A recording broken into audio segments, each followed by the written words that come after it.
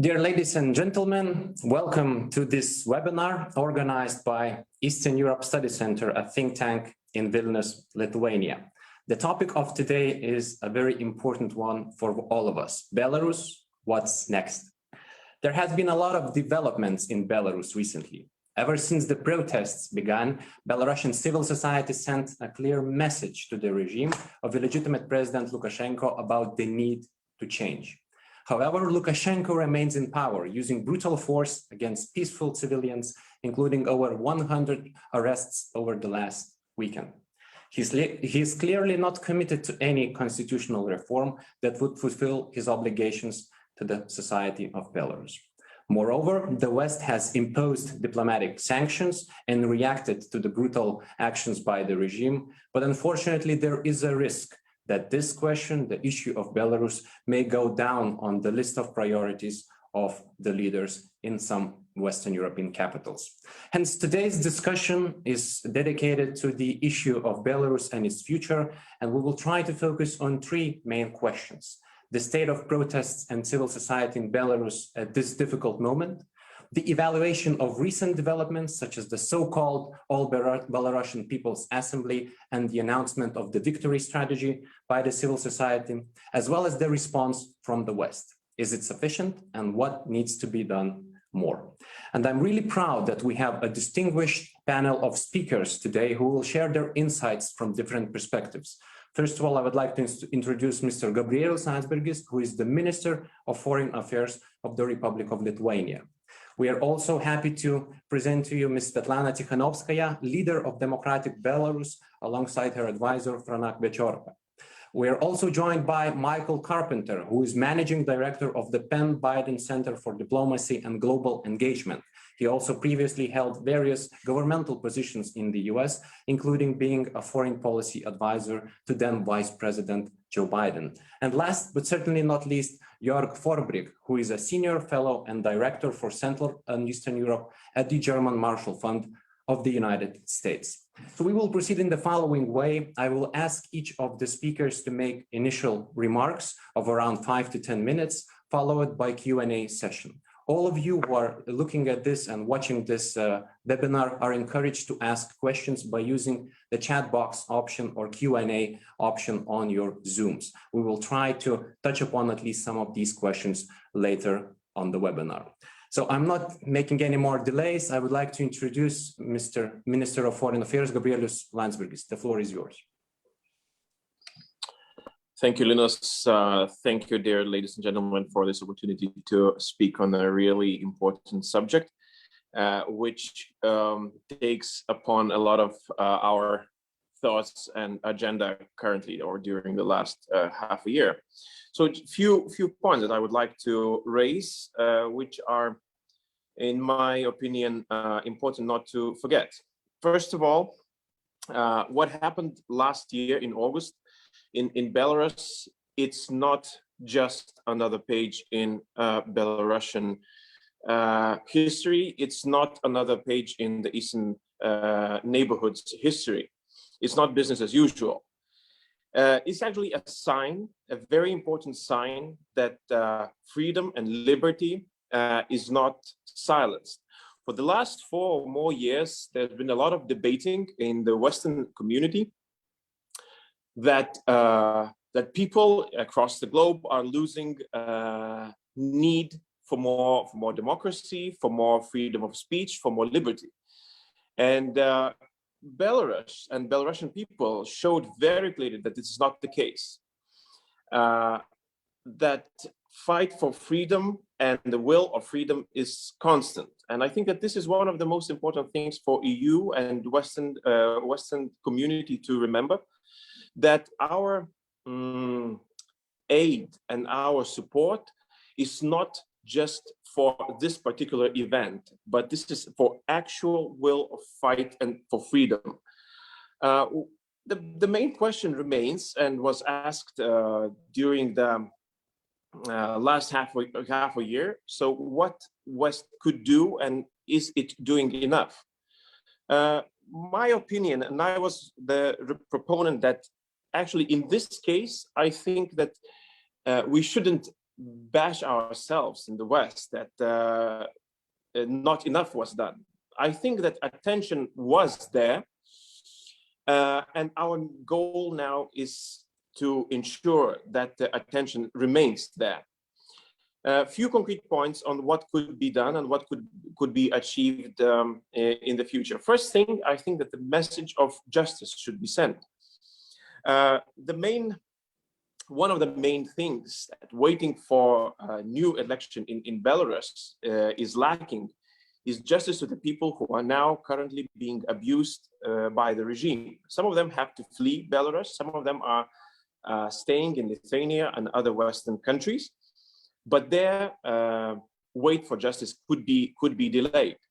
That's why people in governments in West should join in providing the possibility and adapting their legal and justice systems, that justice could be provided for the people who were abused by the regime. And I'm happy to say that Lithuania came forward with this idea, and now the cases are being started in Lithuania against the regime in Belarus to help the people who are staying in Belarus.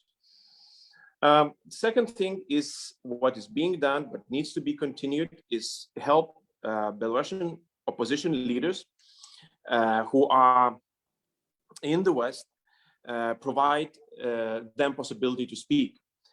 Now they currently are the only voice for the voiceless in Belarus. They are providing us the knowledge about what's going on in Belarus. They are the voice of democratic and free Belarus. Third thing is that opposition, who is continuing their struggle in the streets of Minsk and other cities, needs to receive help, be it financial help, be it a political support, all other means. This has to continue. And even though the rallies are not so massive currently, but we really hope that in spring they come back, and so has to Western attention has to come back as well, and even get stronger. The fourth, and in this case, last point, the pressure to the regime has to continue, but not only whenever something happens in the streets of Minsk, that the West and especially European countries have to decide on which pressure points now they have to agree on, but there has to be a clear path and a clear show of pressure that the regime and Mr. Lukashenko would know that if he chose the path towards more oppression, towards more abuse towards the people, then the more pressure will be applied. That it's a constant path, that if he chooses the path, then the pressure will be applied. That means that we need to work on the fourth package of sanctions. We need to sanction the people who are actually involved in the abuse of the people in the streets. And this has to be a very clear message to the regime. With 4 points, I think that we can maintain the support to the people who are fighting for their freedom and democratic future of Belarus. And I hope that remains, and we can all be hopeful that the election, the true election in Belarus, will be soon to be received. Thank you. Thank you very much, Minister, for your encouraging remarks. Ms. Tsikhanouskaya, please, the floor is yours. Dear Minister Landsbergis, dear Mr. Carpenter, dear Mr. Forbrig, dear Mr. Kojala, dear members of the Eastern Europe Studies Center and distinguished guests. Thank you very much for keeping Belarus and our cause on your agenda. I'm grateful to all of you for standing with us on the Day of Solidarity with Belarus on February 7th. Your support means a lot to Belarusians who continue fighting for their rights and dignity. What is next is exactly the question we are asking, and it is not a choice of whether or not, but rather of when and how. Back in August, beautiful photos of Belarus protests were on almost all the major newspapers' front pages. Today, it's harder to come across such visuals. Relentless violence and repressions have forced the protests to switch to local rallies and solidarity chains that provide some safety. By now, political and social activism is almost fully prohibited by the oppressive regime. It denies the majority of citizens the right to express political views. And as we know, last week, Lukashenko simulated national dialogue by organizing the so-called All Belarusian People's Assembly. A group of hand-picked loyalists, together with the self-proclaimed president, anonymously adopted a resolution in which they decided to give constitutional status to this assembly and organize a constitutional referendum by the end of this year. This is yet another attempt to rewrite the constitution and prevent a democratic transition of power in Belarus. True national dialogue and constitutional referendum can only take place when 246 political prisoners walk free and all the perpetrators of crimes against Belarusians have been held accountable. Our mission is to advance this day by exercising pressure on the regime and isolating Lukashenko by all the available economic and political means. The heroism of Belarusians must not be forgotten. Like Maria Rabkova, coordinator of Linas volunteer network, human rights defenders must never face criminal charges for their professional activity. Lawyers such as Ilya Saley and Maxim Znak must never get charged with seizure of power accusations for providing legal support in Belarus. And political activists such as Volodar Tsulpanov must never get sentenced for expressing their convictions for 3 years of restricted freedom. So almost every day, new names are added to the list of political prisoners. Practically every day, another judge hands down another sentence in another court.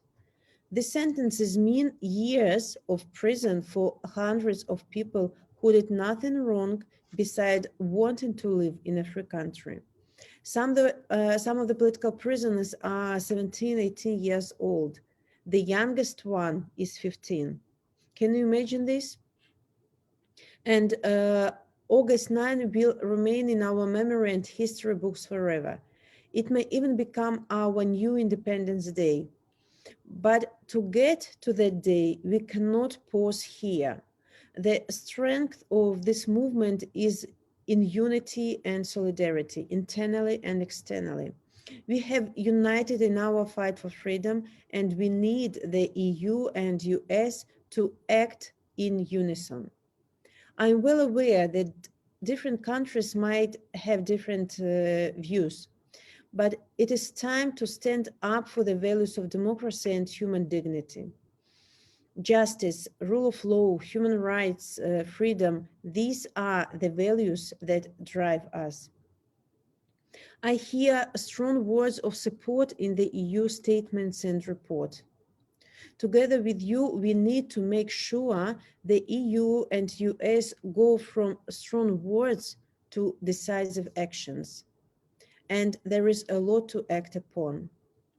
We need to ensure that a comprehensive fourth package of sanctions is passed as soon as possible. It should include high and middle ranking officials and entrepreneurs and companies known for supporting the regime or dismissing their employees for participation in strikes. We need to ensure that the European Parliament's fact-finding mission continues its work. We need to ensure that international investigation into the regime's crimes is conducted on time, while parallel cases are lodged in various countries under universal jurisdiction. We need to ensure that international companies support the striking committees rather than working with the state companies that support the regime and violate about laws. We need to ensure that Belarusians have access to internationally approved vaccines. We need to ensure that the families of political prisoners and people who had to flee the country are supported by all means possible. Your patronage of political prisoners and letter to them also extremely valuable. There are many challenges in the international arena, but we can't allow fatigue over Belarus within the EU and US. For the past 6 months, we have been working on a vision for the new Belarus and a strategy to achieve this vision. And we will need our international friends on our path to democracy and freedom. We have started targeting companies that cooperate with the Belarusian regime and provide resources to sustain their repressions. We are expanding channels of communication with civil servants and developing a concept of national reconciliation with proposals on how during negotiations we establish relationships with employees of the state apparatus. We are trying to start a dialogue with those security officials who didn't commit crimes. And one of the main platforms for the dialogue is the BIPOL initiative. And also we continue our cooperation with the civil society, trade unions, strike committees, and people on the ground. And we'll mobilize street protests and demonstrations in the months to come. And the key moment in our short-term strategy will be in May 2021. With our neighbors and international partners' help, we seek to initiate a national-wide dialogue and form a negotiation process around a wide range of topics. The views of the majority of the population will shape this process. This will not be a farce National Assembly with pre-selected loyal attendees, but a truly inclusive process with open results. We have gathered experience in mobilizing thousands of volunteers to monitor the election process, and we will build on this experience. We believe that Belarusians can and will shape the future of their country. People are the most valuable resource we have, and we need to protect them by making sure that the new Belarus is built on the rule of law and independent judiciary, media, and civil society, by making sure that our citizens' rights are guaranteed and upheld, no matter their backgrounds or political views. Belarus needs investments, but not repressions. Our country has one of the most intact infrastructures in the post-Soviet space. Our people's high moral standards and level of education are now well known in the world. We will need a comprehensive plan of economic support for democratic Belarus. We will need billions in investments and serious economic and financial partners, a Marshall Plan for New Belarus, to ensure the democratic transition brings results and benefits to our citizens. And this is where the European Union can demonstrate, not just through words, but through actions, its will and commitment to upholding democratic standards and values. And together we can create the new Belarus that is respected and admired in the world. So please stand united alongside the Belarusian people. Thank you. Thank you, Ms. Tsikhanouskaya, for this comprehensive agenda. Just a quick reminder for those who are watching us on Zoom, you can ask the questions, but please use the Q&A or the chat boxes as the options. We will not get the questions from you orally. Mr. Carpenter, please, the floor is yours. Thank you very much, Linas. It's great to be with you. And what an honor to appear here with Sviatlana Tsikhanouskaya. I just want to thank her for her vision, for her bravery, for her leadership. It's truly extraordinary. And I agree with everything that she has just said in terms of what she expects from the US and the EU and what she is trying to build in Belarus. This is a historical inflection point that doesn't come along very often, where you have a true democratic opening, and one in a country that is a dictatorship, a thorough dictatorship, and in fact, one that is trending in the direction of totalitarianism. And here we have an opportunity to support a movement that is fighting against that. And I guarantee you that when we look back on this moment in 10 years or in 20 years or in 30 years, we will ask ourselves, why did we do so little? Not why did we do too much? The risk here is that we do too little. And so we have to understand what this moment is about, what the regime is trying to do with this thoroughly Leninist, all Belarusian People's Assembly. This is a figment of Lukashenko's imagination, one that is designed to fool people in the West who would like to be fooled, who would like to see this as some sort of outreach towards the population, some sort of democratic dialogue, some sort of beginning of political reform. It's nothing of the sort. It is nothing of the sort.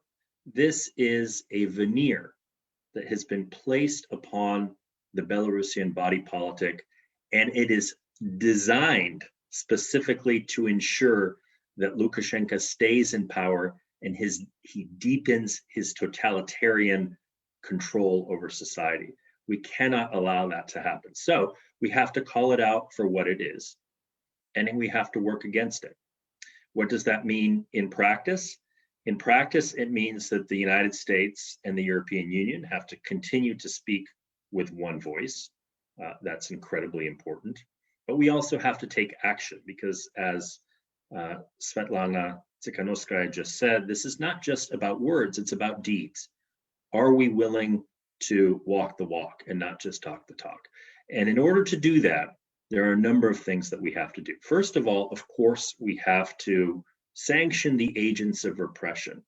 And here I agree with those who say that we need to go after the middle layer of those agents of repressions, those who are actually carrying out the brutal torture in the prisons, in the streets, in the courthouses too. And here I like the proposal that has been made by former Lithuanian Prime Minister Gabrielius to go after judges as well. This is important. All those in the chain of command who are engaged in this violent repression should be sanctioned. And that's where the US and the EU can take concrete action. But it's not just enough to do that. We also have to support those forces inside Belarus that are struggling for their democracy. And that means support both to civil society organizations, very importantly, support to the media.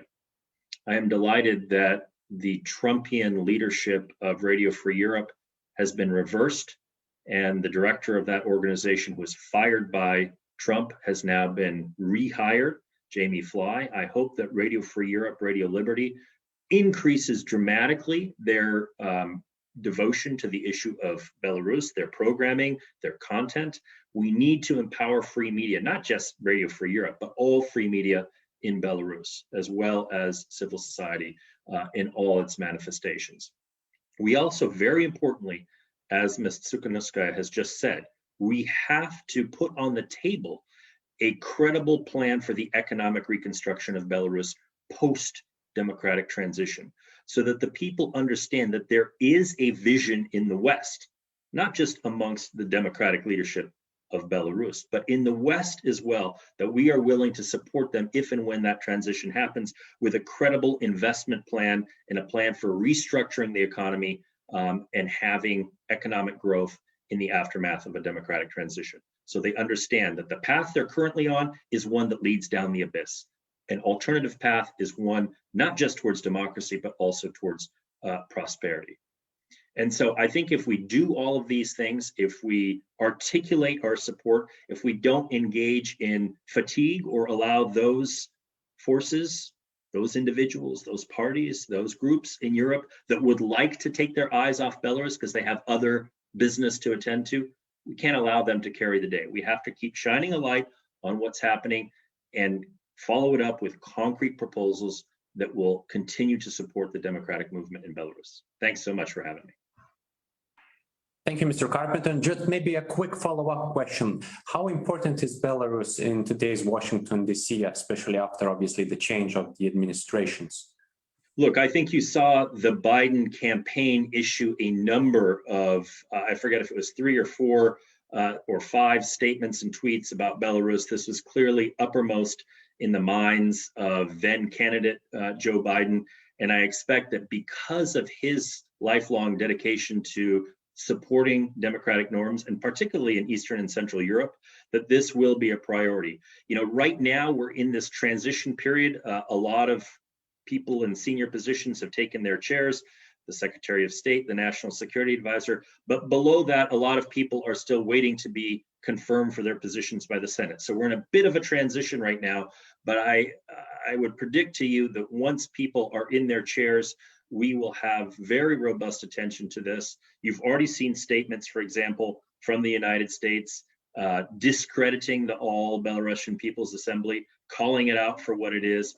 But I expect that once we get more people in their chairs, this will be truly a priority and we'll be able to follow it up with concrete action. Thank you very much. Mr. Forbrig, please, the floor is yours. Thank you very much, Linas. And just as Michael said, I'm just as honored to be on this panel. Let me also start by expressing my utter being impressed with what has happened in Belarus over the last couple of months at the hands of the Belarusian people themselves. For some of us, including myself, who have been dealing with that country for a very long time, this came still as a strongest surprise. Few of us would have expected this to happen at this stage. So I can only sort of express my absolute admiration here for the Belarusian people and the courage they have shown. Let me also add, since this is a Lithuanian-led format, my absolute respect for the Lithuanian government, because I think what the Lithuanian government has done over the last couple of months in relation to Belarus, its neighbor, is unrivaled in Europe. The small country has carried a burden that I think a lot of others can take an example from. Lithuania has helped ever so many refugees. It is home to the democratic movement. It's taken political leadership on the European level on the issue of Belarus. This is a truly remarkable role that Lithuania has played. Now, when it comes to the points that have already been discussed, you always have a problem if you come last in a discussion like this, because quite some of the points that I had prepared for myself have been mentioned by several of the other speakers. So let me perhaps shift the perspective a little bit away from the Western responses. There's a lot to be said to this. We'll certainly come back to this in the discussion, but I feel that the 3 previous speakers have covered this issue quite well. Let me perhaps shift a little bit to some of the other questions that Linas had given us beforehand. Some to do with the current protests, some with the state of civil society. I think there is just as much to be said about all of this. We have seen the dynamics of protests over more than 6 months by now. All of this mobilization didn't really start only with the election day. There was a lot of mobilization prior to that. So this is really a long period that we have seen of mobilization by ever so many Belarusians. But we have also seen how its forms, its shape has changed. Some of that is obviously a function of the utter repressiveness of the Lukashenko regime. Some of that is certainly also seasonal, and there generally is an expectation. I think it also rang through some of what Sviatlana Tsikhanouskaya said earlier on, that there will be renewed mobilization of more Belarusians in spring. And I think we have to be a little bit careful here, not to overestimate the price that so many Belarusians have already paid and the effect this will have on continued mobilization. I think we have to keep in mind that many people had to leave the country who have a capacity of leadership, of organizing citizens. I think we have seen the brutal crackdowns with over 30,000 arrests to date. This obviously is an intimidation strategy that the Lukashenko regime is driving, but we have to be, I think, aware that this also takes or has an effect, most likely, on many Belarusians. I think many of them will think twice about whether or not to expose themselves to that individual danger. I also think that the Lukashenko regime is trying to eliminate perhaps some of the issues that could lead to even further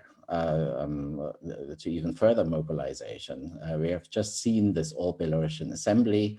All of a sudden in the last couple of weeks, including at the assembly, it seems that the constitutional changes that were touted as a way of dialogue by the regime are not as prominent anymore. So I have the impression here that we have to be a little bit careful with our expectations towards the spring.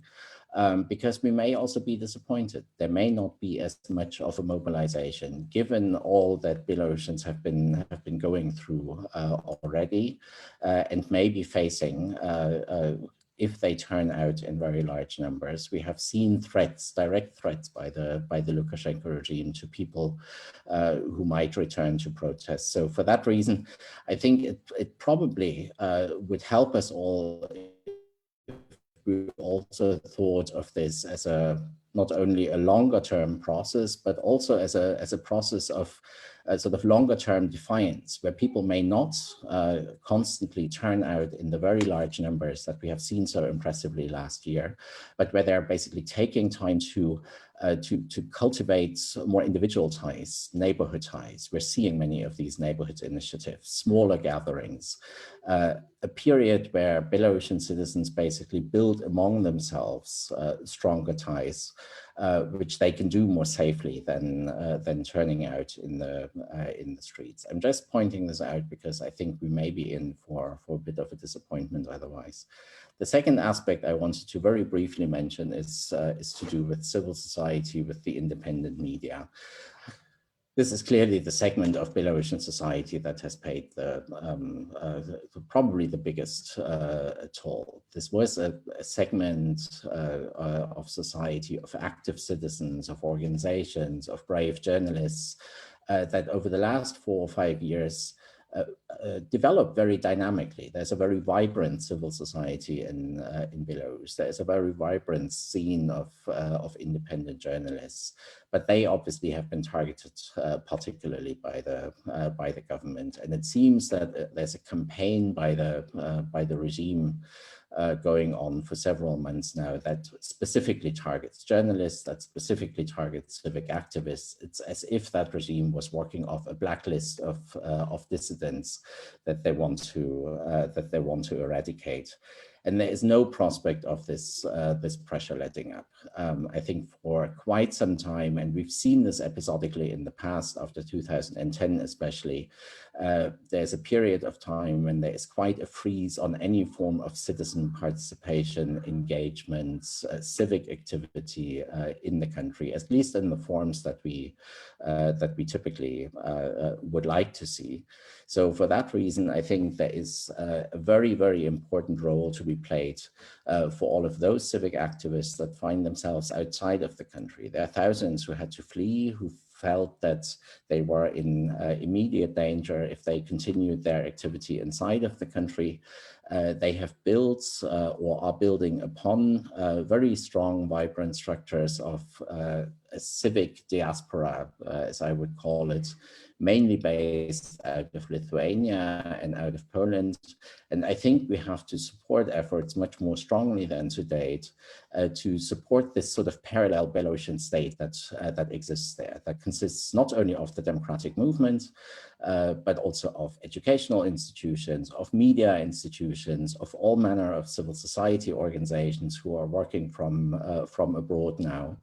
I think we have to prepare ourselves for a situation whereby these institutions will have to act on behalf of of Belarusian people for quite some time to come. And I often feel that these are the sort of institutions, this political exile, the diaspora broadly, that deserve much more support and also visibility than they often receive, because our attention is so focused on developments inside of the country. So if anything, I would say that this is one item to be explicitly added to the list of also Western responses, that we should work much more systematically with that very large, very vibrant Belarusian diaspora, with its various representatives. These are all legitimate voices of the Belarusian people, and these are in a situation of utter repressiveness inside of the country. One of the very few transmission belts that we have to keep connects between the outside world and those many Belarusians inside of the country. These are the 2 points I would certainly add to the discussion at this stage, and I'm looking forward to discussing all of this with you. Thank you. Thank you, Mr. Forbrig, for your remarks.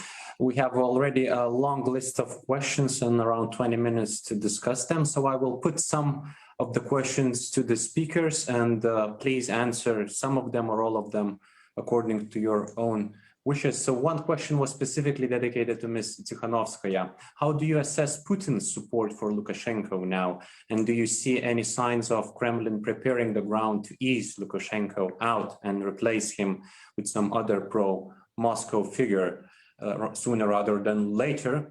There are quite a lot of questions on sanctions. So first of all, do you believe that the sanctions can have an impact? Is it just symbolism, or can those sanctions make a specific political impact? And there is a genuine concern in the Western countries against the introduction of broader economic sanctions against Belarus, because obviously that could hurt the Belarusian people as well, not only the regime and its representatives, but the country and its people as well. So whether there should be a path towards an economic sanctions, or should it be more focused on the people representing the regime directly? And last but not least, to what extent do you think that the pressures from Russia and the Kremlin can impact the policies of the Western countries, specifically towards Belarus? Please, Ms. Tsikhanouskaya, maybe you would like to start to answer some of these questions. Thank you. As for Putin's support for Lukashenko, now I'm sure that their so-called friendship, it's like it's only a picture, but they they don't like each other actually. But Lukashenko is comfortable for Putin. They have been working for so long time. They know each other, and while Lukashenko is in the power, Belarus is weak. And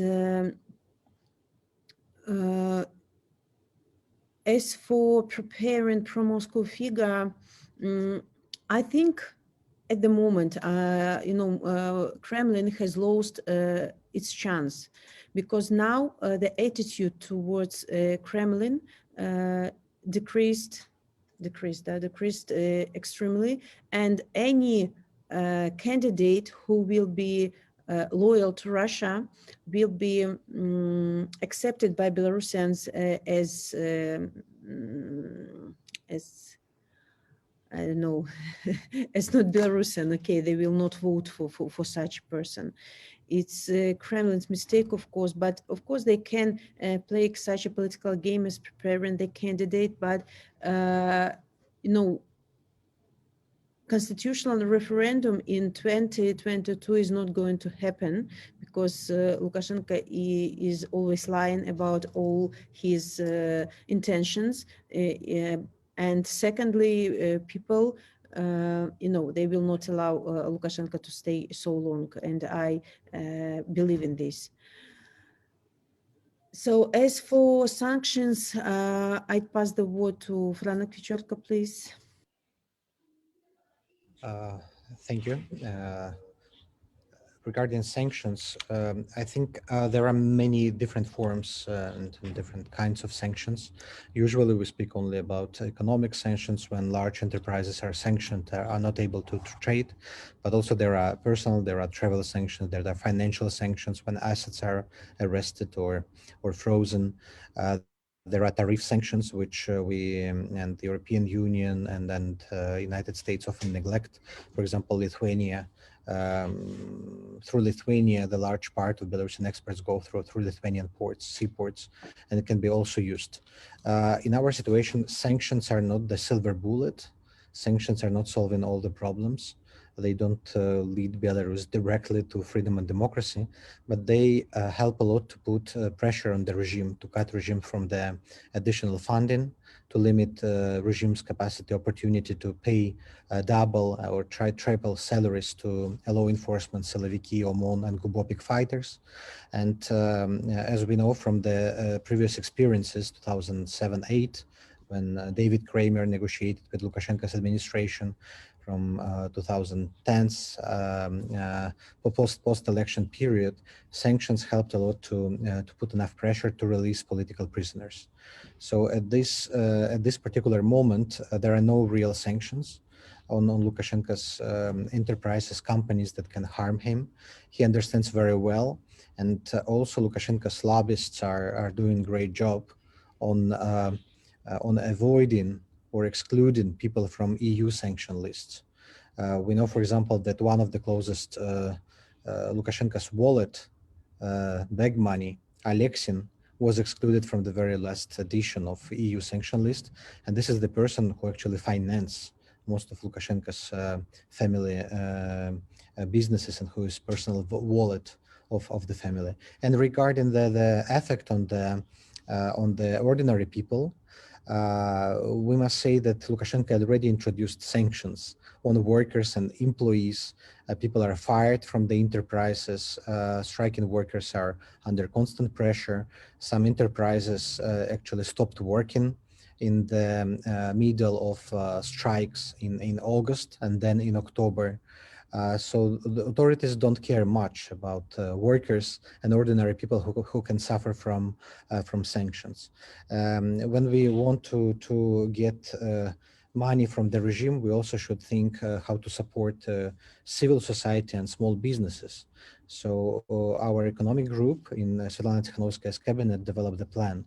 So 1 billion from Lukashenko through sanctions, and then money must come by other means to Belarusian economy through Marshall Plan, through macroeconomic support. So we should make sure that taking money from Belarus economy, we don't harm this economy in longer run, and we will compensate it the day after Lukashenko is gone. Thank you very much. Mr. Carpenter, would you like to add something? Well, look, I agree with Franek on sanctions. They're not a silver bullet. They are, however, a tool that we have in our toolkit to be able to apply pressure on the regime. And I very much agree that they need to be targeted sanctions. As I said earlier, focused on agents of repression, focused on crony companies close to the Lukashenko inner circle, as well as judges and those officials who enable repression. Putting in place broader sectoral sanctions on the economy would be counterproductive and would only hurt the Belarusian people. So those are one tool in the toolkit. As far as the question, just very briefly on Putin and his aims with regard to Belarus, I think Putin is comfortable with Lukashenko. He would probably prefer someone who would be a little bit more pliant and would be willing to cave to Putin's demands for especially economic sort of soft annexation, as I've called it in the past. And he sees Lukashenko as perhaps a little bit too resistant to that, but he sees that Lukashenko is driving the country over a cliff, and the weaker Belarus becomes, the more influence Russia has. So it's not as if Putin is entirely displeased with the state of affairs under Lukashenko. He thinks that as he loses legitimacy, he becomes easier to manipulate by the Kremlin. And so we need to recognize that. Of course, Lukashenko wants to portray this as, if you get rid of me, then you have Russian tanks on the street of Minsk. And that is absolutely a false dichotomy that we in the West can't accept. Thank you, Mr. Forbrig. Yeah, thank you. Perhaps very briefly on the issue of sanctions. First of all, yes, sanctions are in the toolkit and they should certainly be applied also properly. And here what we see is that the EU hasn't even brought the sanctions up to the level that it had previously. If you compare the situations after the 2010 elections and the crackdown with the situation today, then we're looking at an extent of repressiveness on a sort of level of 1, or in proportions of 1 to 10, right? Over 30,000 arrests today, about 3,000 back then, and yet more people ended up on the sanctions list back then, 10 years ago, than today. So with those sanctions that we have in place today, we don't even meet a historical standard, as it were, that the EU itself has on Belarus. So there's certainly something to be done about this. My problem with those sanctions is that they take all the air out of any other discussion on what is needed in order to support Belarus. We jump at the hardest issue immediately, the day after the elections already in Belarus, and we have very little time left or attention for anything else. And I think there's plenty of areas where the EU in particular can do a lot more than it has so far. From support to victims of political repressions, to support to those who have to leave the country, to students who were disenrolled from universities, civil society, independent media. On none of these accounts is the EU or most individual EU member states doing anything much. But we are too focused on those sanctions, and we spend way too little time on those other necessary ways of supporting Belarusian society. So this is where I think we need to rethink a little bit also what our range of responses is, because typically we're not even looking at the entire toolbox, but we're looking at exactly one tool, and that is sanctions. The second thing I would say is in response to the question from Konstantin Eggert. You start your question with an alleged sort of pro-Moscow slant in Berlin and in Paris. I don't think it's a pro-Moscow slant. I think it's more a disposition in both these capitals, and especially in Berlin, not to do anything against Russia. Slightly different sort of take on that. First of all, when it comes to Berlin, we will have elections this year. There will be another government coalition. So I think we at the moment have a bit of a lame duck government here in Berlin, and unfortunately that government is not paying too much attention to Belarus, even though the chancellor met with Sviatlana Tsikhanouskaya. But the action this government is taking, whether it's in relation to Lukashenko or Putin, or in support of Belarusian society or Russian society for that matter, is next to zero. I'm really just hopeful that there will be a different political setting in this country post the elections in fall. Let's perhaps also not reduce it all to Nord Stream 2. I'm personally one of those who would like to see this project gone, but the best at the moment we can hope for, and we do have some support over the last couple of weeks, even from France on that, is that this project can be halted, at least temporarily, perhaps frozen, and with some support of the United States, never enter operations altogether. Would that have an effect on the Russian stance vis-a-vis Belarus? I doubt that. Because I think what has happened is that, especially with the sort of very quick inauguration that Lukashenko sought for himself, is he's reduced the options for the Kremlin. Basically now for the Kremlin, the options are either support Lukashenko come hell or high water, or remove him. The second option would be an absolute precedent. Has the Kremlin ever removed a neighboring autocrat in the past? It hasn't. It would run against its own instincts. So unfortunately, I think the Kremlin will keep up its support for Lukashenko, even though this won't be any easier in the years or in the months to come already than it has at any stage in the past. We know there's no love lost between Putin and Lukashenko, but I don't think that the Kremlin will do anything to reduce its support to Lukashenko, unfortunately. Thank you very much. We have a couple of more questions and a bit less than 10 minutes to conclude our today's discussion. So first of all, there's a question for Ms. Tsikhanouskaya. What is the reaction of the population to the so-called Narodное Собрание organized by Lukashenko? Do majority of Belarusians understand the essence of the event that took place just recently?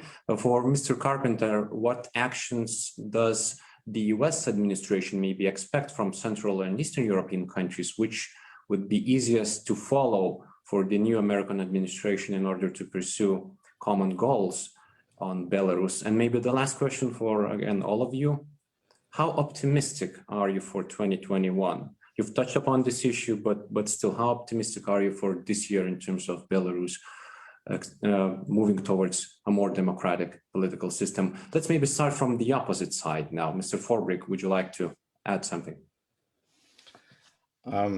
Not really, except on your last question. I think the only sort of historical parallel that I can find between the situation in Belarus today and elsewhere in Eastern Europe is not very recent. I think that the closest comparison that I can find is martial law in Poland and the years that followed it. The setup, in my opinion, is very similar, with an external, basically, guarantor of the regime and all the action taken by that regime in power in order to sort of freeze the gulf that has opened between society and the regime. So you can go through some of these aspects. Unfortunately, what that means for Belarus, if that parallel that I'm drawing holds any water, is that this will be a very drawn-out process that, unfortunately, the year of 2021 will not bring a breakthrough. But what is happening underneath and in society is a sort of a pervasive sense amongst many Belarusians that this is an unfair state of affairs, that this will not last forever, that this regime will be defeated at some stage, and that they instead will build amongst themselves ever stronger ties in a sort of parallel format, which means that it's a society that grows stronger, that this regime can never win back, and that eventually will prevail. So this is my hope, not for this year so much, but in the long run, I'm absolutely convinced that this society that we've seen so impressively in the last year, acting on its own behalf, will shed this regime. Thank you, Mr. Carpenter.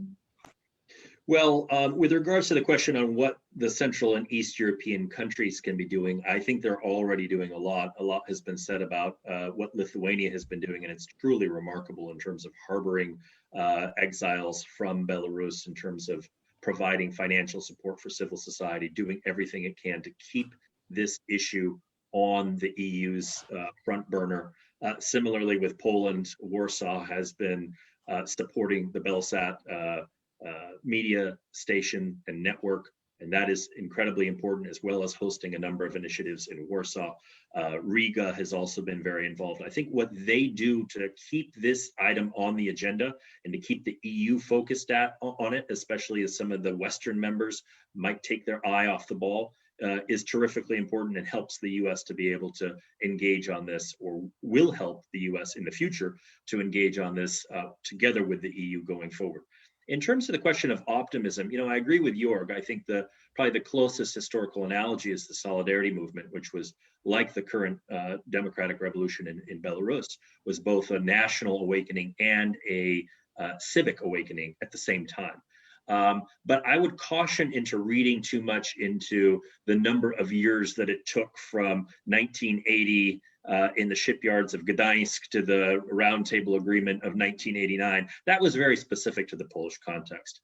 And I'm not sure that we will have to wait such a long period to see political change in Belarus, because things are different. But what I would say is that the most important revolution that has occurred is one that has occurred in people's minds, right? It's both this civic and national awakening. And so whether we see people in the coming weeks on the streets or not is irrelevant. What has happened already in people's minds is that they've woken up to their solidarity with their fellow Belarusians and also to their rights as citizens against a dictatorial regime. And so we need to nurture that and then seize an opening when it does in fact occur. Thank you very much, Ms. Tsikhanouskaya.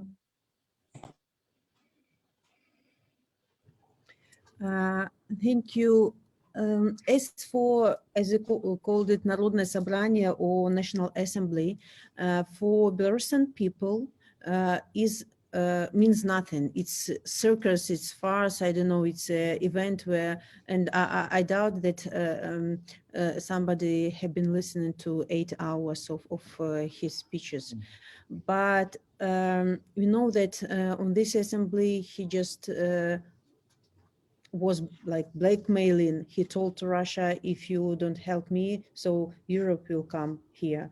And to Europe, he told, if you will not help us, so Russia will come. So it's pure blackmailing. And to his people, the message was just, you can't do anything and surrender. That's it. So nothing, I don't know, nothing special, nothing interesting. It was, again, it was like his own legitimization in his eyes, legitimacy, because, you know, it meant nothing for Belarusian people. You know, now in Belarus, people are not giving up, and they will not give up. And Lukashenko is absolutely political bankrupt. He has he is supported by his violence, his lie, and empty promises. But Belarusians don't believe him, and I'm sure that in the nearest future, Belarusians will gather all the strength and will continue to fight with all this, you know, big demonstrations and rallies we have seen on autumn. We don't know how long our fight is going to continue, but we have not right to stop. So don't you. And at this very moment, I got the message that more 10 people are announced to be political prisoners. So sorry, the number that I have read at the beginning have changed already. And, you know, at least, you know, it's in our hands, in our and in your to make this victory closer. And when we are strong only when we are together. European Union, the USA, Canada, and Belarusians together, we can do, we have to do everything to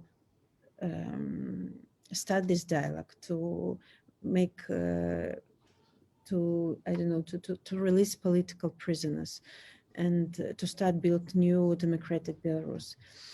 And every this conversation, our discussion is very important because we are looking for ways out. We are together, we are supporting each other. We are convincing each other that we are important. And thank you so much for organizing this discussion. Thank you for your sympathy, for your support, for your solidarity, because every day of our fight is extremely difficult. And now, having listened to you, I'm a little bit, you know, inspired, and you make me to move further. At least tomorrow in the morning, I will wake up inspired by you. So thank you for being with me together. And Pranak, do you have anything to add? I don't think if we have time. Okay. Yeah, a year ago, this discussion would hardly seem possible. And now I would think that the consensus is that we are cautiously optimistic about the future. So thank you very much for participating and sharing your insights. I'm sure this is not the last discussion that we are having, and I hope to see the same setup very soon, talking about advancements and developments for good in Belarus. Thank you, Ms. Tsikhanouskaya. Thank you, Mr. Carpenter. Thank you, Mr. Forbrig. Thank you, Franak Vechorka. And thank you for the Minister of Foreign Affairs of Lithuania, who unfortunately had to leave us a bit earlier, but is certainly supportive of the endeavor the Belarusian people are undertaking. Thank you very much for those who watched us online, and see you next time. Thank you. Goodbye. Thank you very much. Bye. Thank you very much. Thank you for joining us. Thanks.